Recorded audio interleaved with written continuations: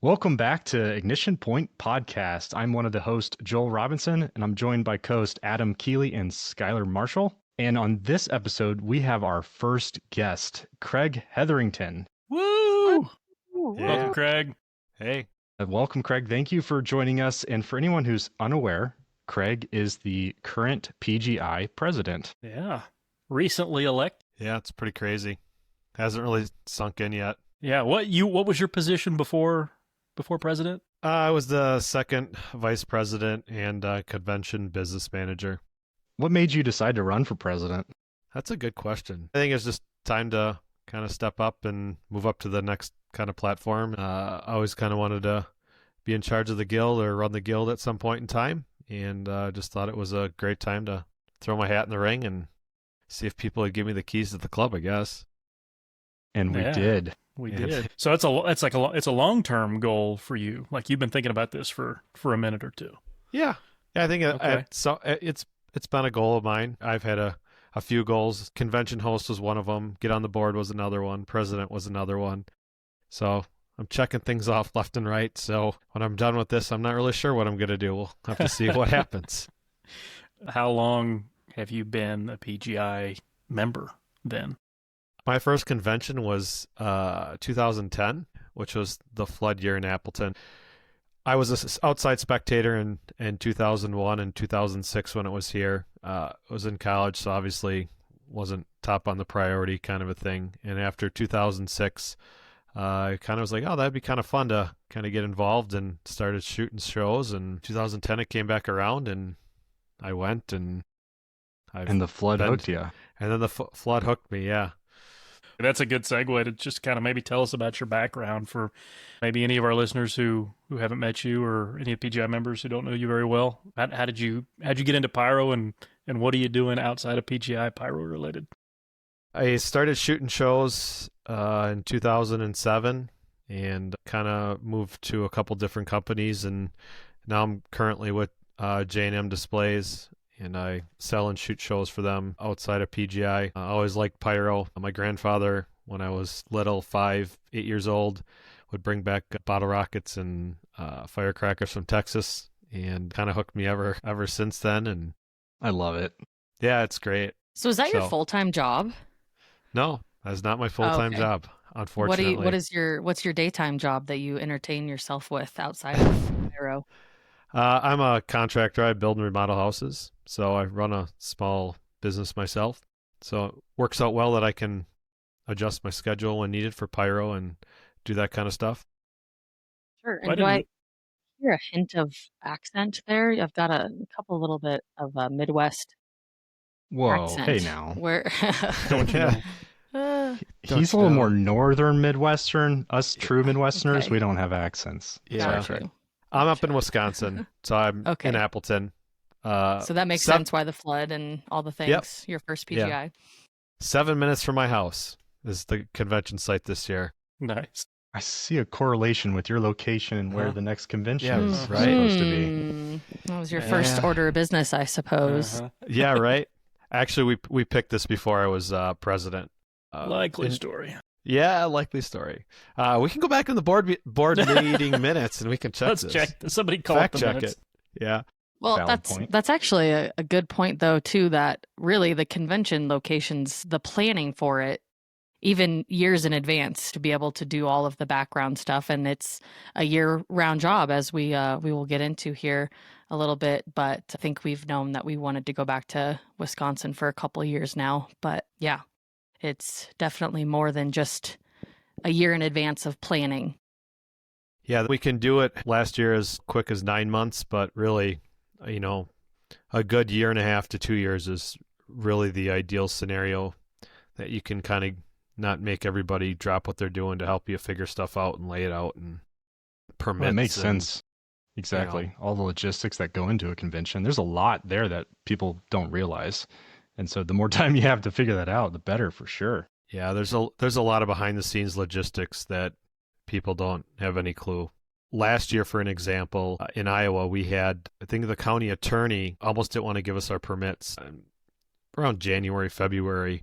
And we ended up getting lawyers involved back and forth to try to figure out local laws and how we were going to not get around them, but comply with them and stuff like that.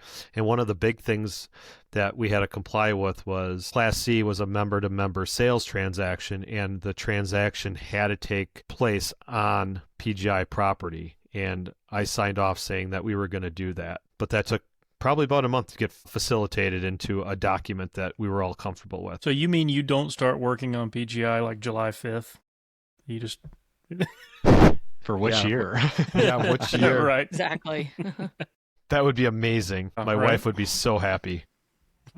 So, Craig, what are some differences that you've noticed since you've taken over as president from your previous second vice president job? What are some major differences that you're having to adjust to? I felt like I was thrown in the deep end of a pool, sinking, trying to figure out how I was going to function, honestly. Now everything is in my purview, which is different from before. So things that I didn't have to worry about when I was second vice president, security and fire med, for an example. I mean, I know that things happened with them, but it got taken care of, and that's all that really mattered. Well, now if it doesn't get taken care of, it climbs the ladder and ultimately it stops with me. So I'm not a micromanager by any stretch of the book, but there's just a lot of stuff that, it all falls back on me ultimately at some point. Right. I think that's the most difficult thing, is just trying to figure out, and it's not that we don't have competent people doing stuff, it's just getting comfortable with their leadership style and how they do stuff and their time frame of doing things and stuff like that. So there's a learning curve. Well, everyone's volunteer, right? So you mentioned you own a business. You're also doing pyro on the side. And everyone on this call right now is in the same situation as various other aspects. So everyone's volunteering their time. So you kind of have to respect that a little bit. And thank goodness people are stepping up to fill those roles, right? Yeah. Yeah, we have an amazing team of volunteers. This organization and or convention would not function without the group that we have. I mean, somebody needs help, and all of a sudden there's 15 people there helping do it. And it's just a simple radio call at convention and people show up, which is super cool. Mm-hmm. But, these people give up tons and tons of time for the organization, most of them paying money out of their own pocket to help the organization out to do stuff. So I say thank you more times than not, and it's not even close to the appreciation that we have for them. To me, I also see that extend beyond the guild with members. And I'll use some examples because two of you have answered my call and come out and helped me not on pyro-related stuff because I was in your area. That wouldn't have happened had we all not been in PGI together and worked together in other aspects. So I think it's fantastic that it definitely goes beyond just the PGI, right? But it all came from the PGI. I agree. I think it's just one big happy family that comes together, help each other out in a time of need to get the task done. Brings us all together. Does. You mentioned now you have to worry about things like fire and med, that maybe you didn't have to think about before. That's got to be a little challenging now to sort of be putting out figurative and literal fires, but also trying to set your goals and your priorities as president. You even have time to say, okay, here's some things I want to accomplish for the guild as president. Is that at the forefront of your mind or bouncing around somewhere while you're juggling all the other duties? It's out there. I think one of the big components that I'm really about is volunteers and treating them better. I'm not saying that we in the past, but just going forward, showing our appreciation as much as we can. I always say I'm one of the most down-to-earth people in the world, so I try to make sure everybody's included and welcomed. I think that's a big thing for me. Convention, having bigger and better shows for the members. I'm just trying to give back to the membership, and I serve at the pleasure of the membership. So I think it's just kind of trucking forward how we kind of had the train on the track and doing that, but just trying to make everybody feel inclusive and welcomed, and everybody trying to find their spot in the guild to where they fit in to help out. So important.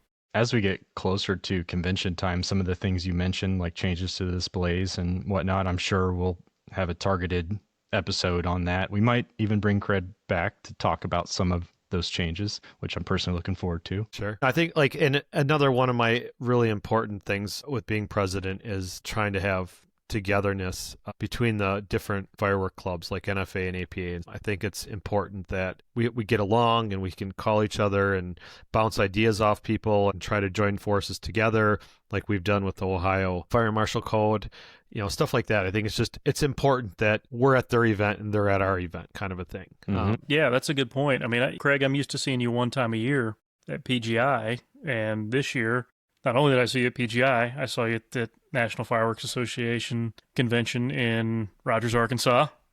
Yay, Shout Rogers. out for Arkansas. And then I saw you at Sky Wars in Missouri.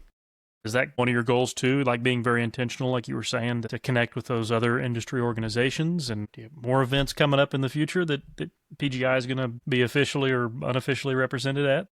Yeah, I think going to NFA and Sky Wars, it was really great. A lot of people came up to the team of people that we had there and just were like, it's really great that you guys are representing the guild and, showing support and being there. And I think that really is important. One, to get more people to come to our event and talk about our event and stuff, but to also support their event. Yeah, I think there's a lot of people that don't really know what PGI is about. So we did a trade show booth at NFA, which was great. We set up a little booth at Sky Wars and talked to a ton of people there. We're going to be at Elevate, which is CobraCon in April. We're kind of evolving with this of where we're going to be and what we're going to do. I think it's important to have a face at some of those events, and the benefit of it is you get to hang out with some other fun people that you only see once a year and stuff. I think it is important for the organization to do that. Yeah. Well, Craig was at the NFA demos every night with a couple other PGI folks, and they were selling the 50/50 raffle tickets for us. And I mean, they jumped right in like they'd been NFA members for years and just jumped in and started helping. It was much appreciated. Yeah, it was fun. It was great. I got to see Joel there too. Skylar, you were left out. You should have showed up. I know. I did not get the invite formally from my other host mates. So, a little rude. So, next year, Fort Wayne, Indiana, come on out. We'll see you there in September. Something. You're officially invited now. All right. I'll check the calendar. No, I'm happy to see PGI at these events. The industry is so small, but there is people that attend one and not the other, or might not know what the PGI is, as Craig said. And that is absolutely true. I see comments online a lot on firework posts where people might be part of a Facebook group or a community online, but they have no idea what the PGI is, let alone that there's a convention they can attend or a membership that they can join. They don't know, right? So you're reaching more people by being out at those events. Something else that happened in NFA that is probably worth talking about, which was there were some JPA members there, right? There was, yes. I think the more important thing is the 50/50 raffle. One night got up to like $53 or $500. People are buying tickets like $100 at a clip. It was crazy. It was just because Craig was down there selling them. That's why. Yeah, it must be. Yeah. I feel like one of you two won it. Nope. I won the 50/50 raffle at NFA one year, and as the announcer in the announcer booth, I had to read off the ticket number that was a ticket I was holding. Didn't that happen this year with the flamethrower for the firecracker?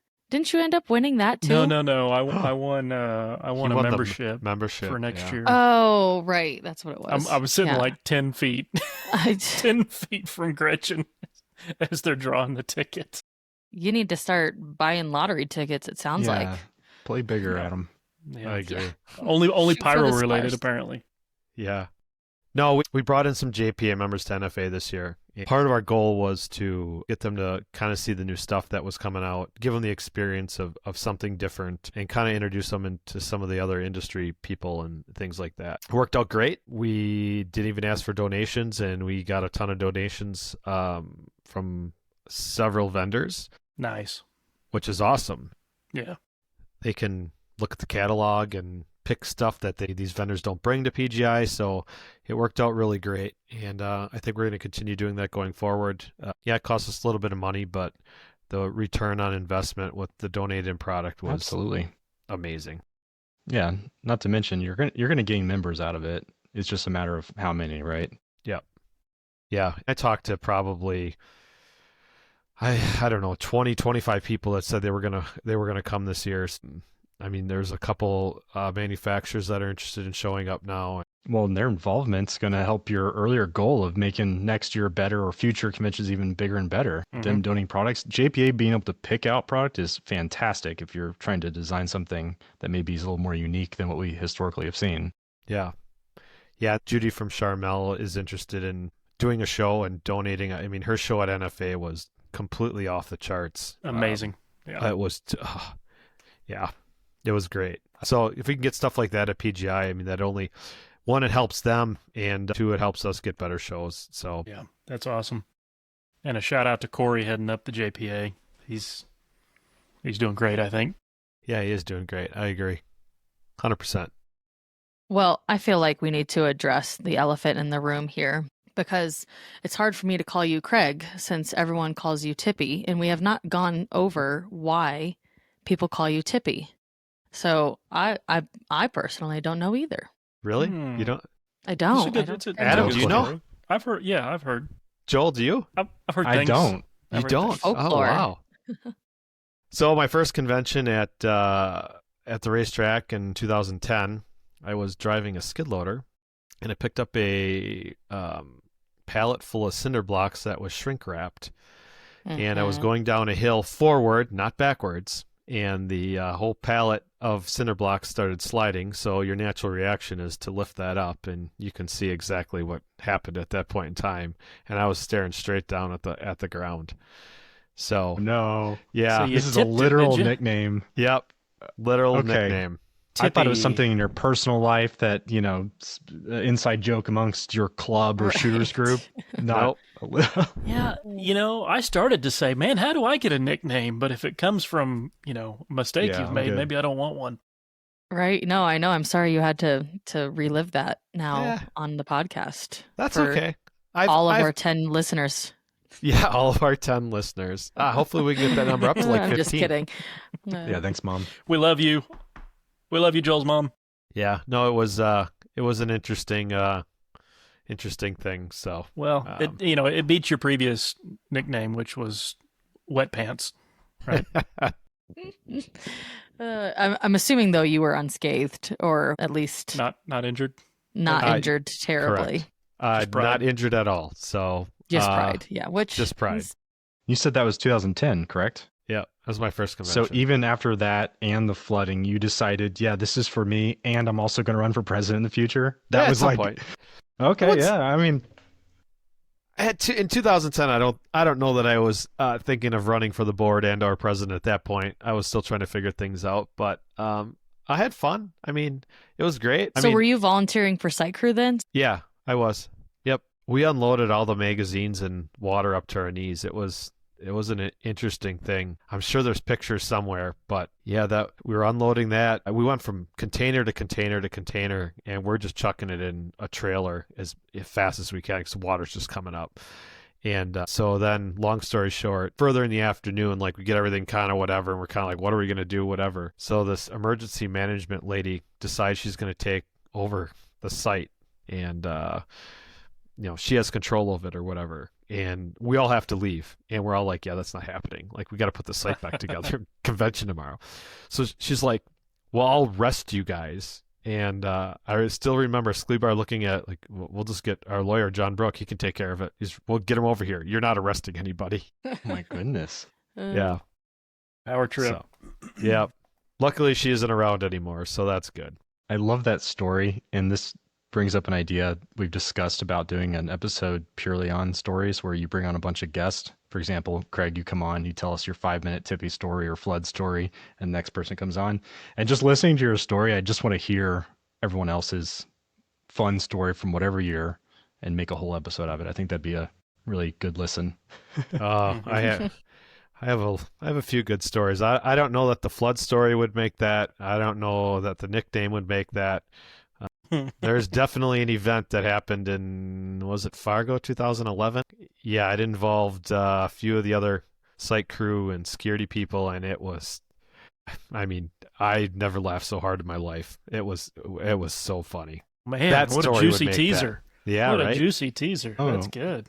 Write that Come down. back for episode like 12 where we do, we do stories of the PGI. Be up to 18 listeners by then. Yeah, right. I was going to ask you who wants to tell me what was your guys' first PGI? Like, I don't even know. 2013, Butler. That was a good year. Yeah, Adam? it was a great year. Yeah, mine was the last time we were in Mason City. 18. Oh, I think 18? that was 18. Yeah. That was fun too. Skylar? I think I was 18. Did you guys go to Fargo after that? Or sorry, 19. We went to Gillette in 19. Okay, so then 2020, that doesn't seem right, but maybe it was. I'm still pretty fresh. And I guess if you think about it, I did go to one. I went to one in Indiana in 2012, but I was there for one night and to be Still honest, counts. really didn't want to be there. I fell asleep Doesn't count. during the finale because I had a migraine. And it was, yeah, That's rough. memorable, but not really that, to be honest. But obviously enough where I have come back and now continue to come back. So I was a naive little child back then. So I've grown up a little bit. Funny quick story about LaPorte Part 1. We had to actually ground our magazine containers because the ATF agent told us that the dirt that we had around it could burn. So he wanted us to ground. We had to pound in grounding rods and the whole shebang on all of them. Yeah, it was great. This is like Friday morning too, before convention opens. What kind of dirt they have out there? Special dirt. Metally. Okay. Yeah. You learn something new every day. Yeah. That picture I was showing you was from my first day at PGI ever, and we were at the ground salute line, Nice. and I was watching from a very safe distance up on a hill, Craig, because I was just, I remember my first convention. yeah, right, and I mean, It's a little intimidating. this guy saw my dad and I like sitting up on the hill, like hiding behind the truck, peeking over the hood, watching ground salutes go off, and he, 150 feet up the hill. What you guys doing up here? Just watching. He goes, you want to light one of these things? I'm like, and my dad went, yes, he does. He sure does. Yep. And that was the thing he had me light. I mean, the thing was like a roll of paper towels. No, it was like, welcome to the PGI. It's like, okay, I guess I'm never missing another PGI. This is where I'm going to be. And I mean, that was the ground salute that blew up the wood frame, that they hang him from. There was like nothing left. Everybody was cheering. Cool. Somebody handed me like a barbecue rib. Welcome to the club, Good times. Yeah, my son in 2020 or 22 in Newton, he lit his first ground salute. Of course, my wife and my daughter weren't there. Mm. Then the next day, I'm like, I have to actually tell them what happened because catch a little flack. Not so much from my wife. My mom got a hold of it, and she was so mad. She's like, I can't believe you're letting your son do that, and blah blah blah. And I'm like, yeah, okay. I was hoping she was going to be mad she missed it. Yeah, no. You let him do it without us there. So we were talking about some of the things the PGI has been up to since the convention, obviously planning of future conventions, going to different events. Is there anything else that happens throughout the year that might be worth talking about for the general membership? Like I said, we attend some other things like NFA and APA and things like that.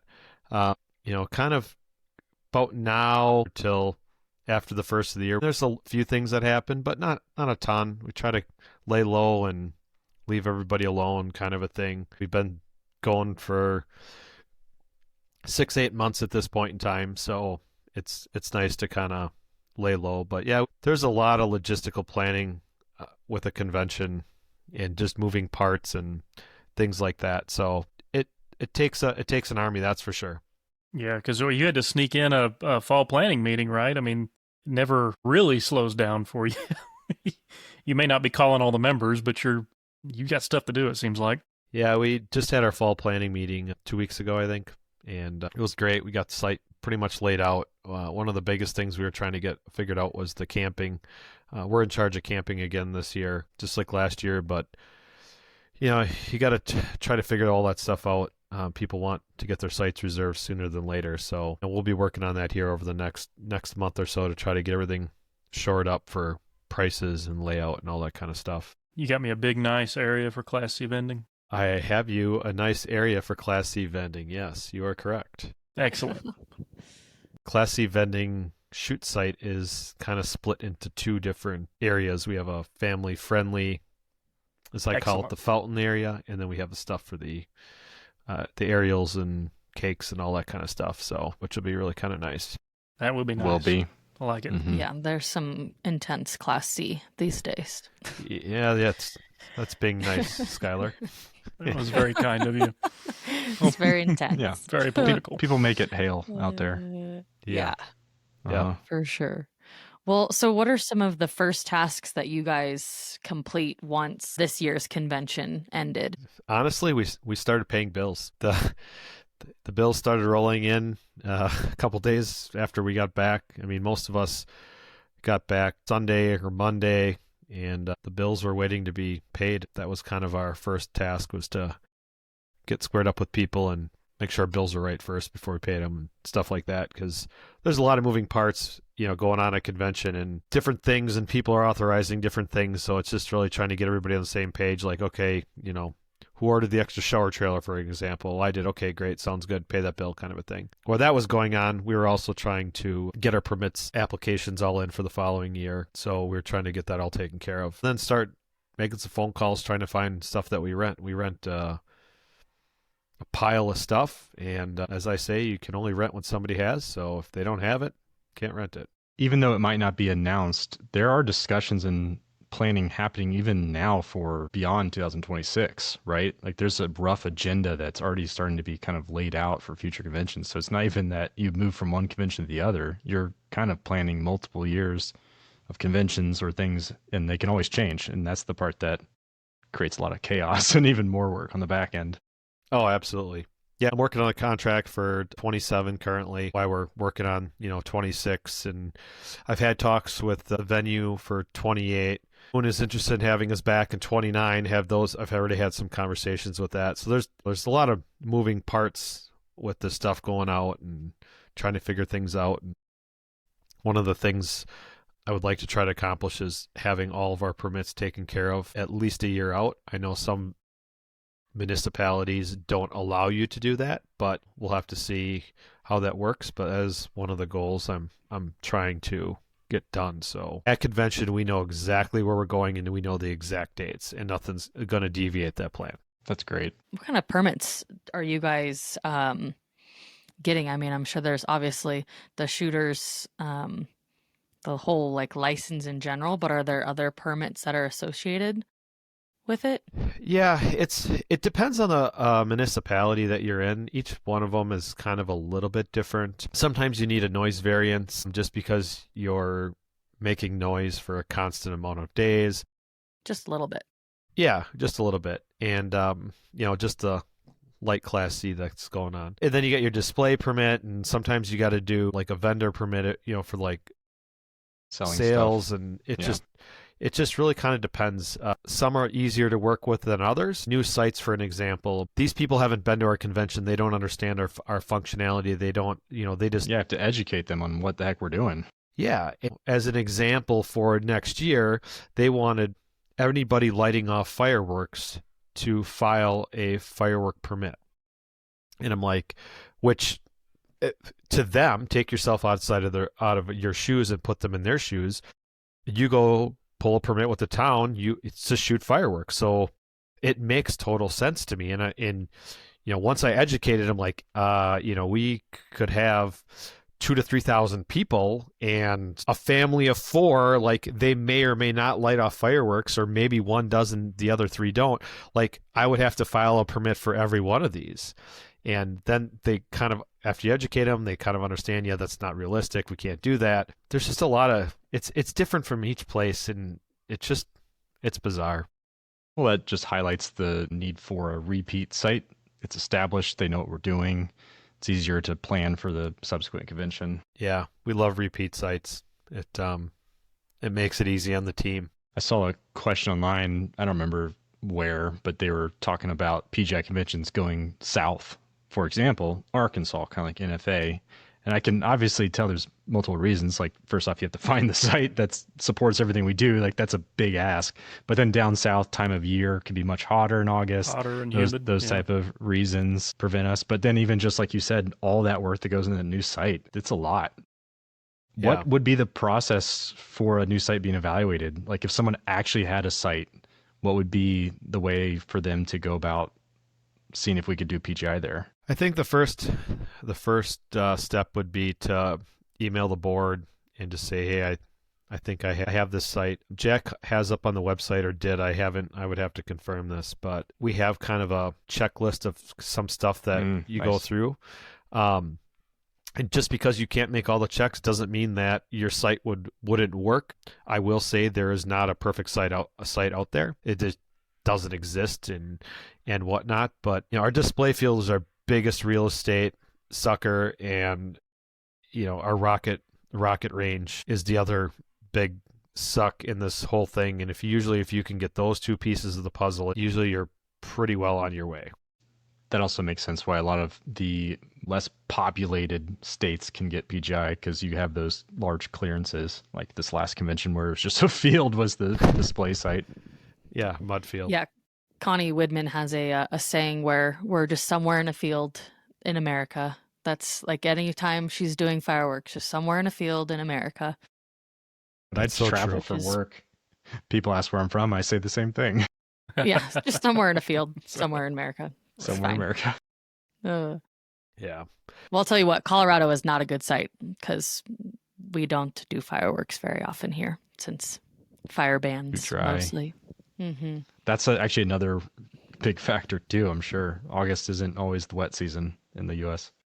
This is true. I field those questions often. What do you do if there's a fire ban? Well, we'll have to have a conversation about that. Pivot. Yeah. Yeah. Outside of site logistics, what other planning goes into a convention? Obviously there's a lot of different displays and the vendors. What does that look like? Well, our nice Class C buddy Adam down there has done a fantastic job with finding our Class C vendors and bringing a bunch of them in and back and things like that. Last year was great. Kudos to him. There was a ton of vendors, and hats off to him, because I don't have time to do it, and he's doing a spectacular job. Well, very kind of you. I can thank AJ for setting it up well for me and teeing it up. But yeah.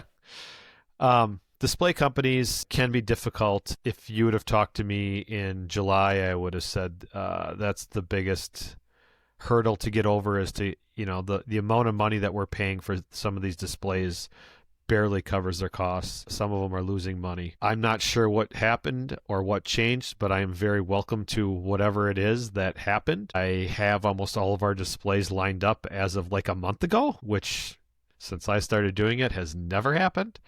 So it's a welcome thing when you have people calling you wanting to do stuff versus calling and borrowing and begging somebody to do something. Yeah, that's exciting. When you have companies like that saying, hey, we want to put on a show, we want to put on a display, is there a conversation that you guys have to have that says, okay, we got to make sure there's a certain caliber of show that they're going to bring?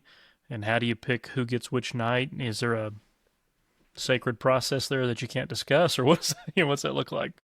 We just throw them all in a hat and draw names and numbers and stuff. That's what I was about to say.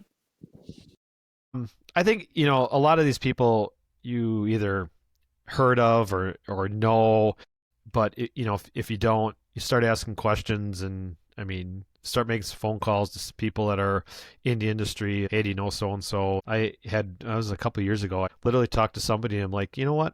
I've never seen one of your shows. All the YouTube videos are so bad that you can't even make things out. I'm like, can you just walk me through the process of your show? How many positions do you have? Single shots and all sorts of stuff. And they walked me through it, and I'm like, okay, I can understand where you're going with this. Get a feel for it. Yep. Felt comfortable with it, and it worked out. So there's no science to it. Previous to this year, it was really, if you want to do something great, let's do that, because it's one less person you have to find. This year's been a little different with everybody. I'm already working on people for next year that, hey, I just don't have a slot for you this year. Can we move you to next year? Kind of a thing. I assume everybody here's kind of heard that we're going to do 3 display nights this year.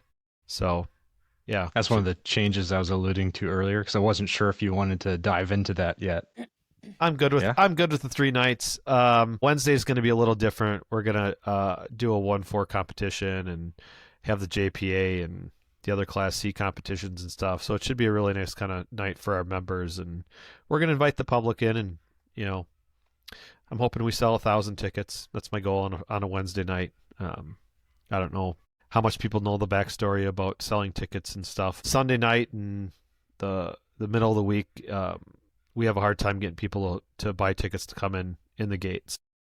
For an example, in Minnesota at BIR on Sunday night, we sold 800 tickets to the public. Low. Very, very low, especially when you're spending $40,000 to $50,000 on displays for that night. So, we're going back to 3 nights, and we'll see how that works. Yeah, that's awesome. I'm looking forward to it. Yeah, me too. Are we handling the ticket sales? Nights. Is PGI handling ticket sales next year? Yep. Same as this year, but the racetrack actually has some staff, so we don't have to. I'm hiring their staff so they know exactly what's going on. We don't have to bring out an outside company. That's good. So, yeah. That'll be nice. Backtracking to competitions, though, what is the process for signing up for competition? Is there a deadline if you want to either do a competition show like a Class C or the Unlimited, or for any of the building shells? Is there a deadline, or what's the process? I believe we have a sign up on the website, and I think you have until, don't quote me, Jimmy tells me every year and I forget it, but I believe it's noon or 1 o'clock on Sunday to sign up for stuff for competition. And they ask you to either do it in person or online. Most of these people know if they're going to do a Class C competition. Word usually gets out, so that helps us facilitate what we're going to do. Some public nights, we have some of our other types of competitions after the public display, right? Do we try to coordinate some of maybe the more impressive competitions, the Unlimited Shell and Unlimited Class C or whatever? Do we ever try to put those on our public nights intentionally so that they're more impressive to get the public interested? Yeah, we definitely look at the competition schedule and try to push the exciting things and the bigger ticket items, if you will, to the front of that. Obviously, per our insurance, we can't shoot any rockets on a public night, which I understand. I get it. But we try to move that stuff around so we can show the public some of that stuff to try to get them involved and interested in things like that. This year, we're going to do a kind of a behind-the-scenes tour on the 3 public nights where, we can bring in a dozen of the public people and make them sign a waiver and go show them all this fun stuff. So hopefully that kind of generates a little bit of a membership drive. I don't know. We'll see how it works. If you need a tour guide, I volunteer as tribute. There you go. All right. I'm going to need to start taking notes because there's a couple people that have said they would love to do that. And I'm going to have to find people because I know that I'm not going to be able to, unfortunately. Yeah, you'll be too busy. Yeah. Don't put something else on your plate. Yeah. Delegate. Yeah, right. Yeah, you could coordinate your tour guide too with the chairs. I'm thinking like, hey, Class C vending chair, meet the tour group at Class C vending before they open, or maybe while they're open. I don't know. It depends on the time of day, but give you a little personalized insight. That'd be kind of a cool approach. We haven't really figured out the logistics of it. I think it's just the idea, but yeah, something like that would be great with, the different areas and stuff, and hopefully get some people interested and have our membership go the other way. The more members we have, the more logistical problems we have. So we might as well have some more logistical problems. Love it. So if someone wanted to be more involved between now and the next convention, what is the recommendation for them? I've noticed there's a forum that has information requests for different things or notices of board meetings that people might attend. Is there anything else beyond that you would recommend to anyone else? If you remember, our board meetings this is the second time in October we did that, where we kind of open them up to the members to listen, to try to be more transparent and kind of what we're doing. We just ask people to stay on mute, and if we ask a question to you, you're welcome to answer. Obviously, if it gets out of hand, we'll go back to the old way where it's just the board, which I hope not, because I think it's been great to have other people kind of learn what goes on in the off season and all the different things that are going on. So hopefully that they want to get involved at some point in time. I think the forums is great to ask questions and stuff like that. And if there's an area that you are interested in and want to get involved, reach out to the lead of that area, and they'll point you in the right direction of where some help is needed. We always need help. We always need volunteers. Anything that anybody wants to do or help would be wonderful. Can you find those links to the board meeting on the website, or where do you find how to log into that? Oh, it was on the forum last month. Yeah. Okay. Yeah, we're trying to get it out there. The first time we kind of just emailed it out. It was kind of like a last minute ditch effort type of a thing. And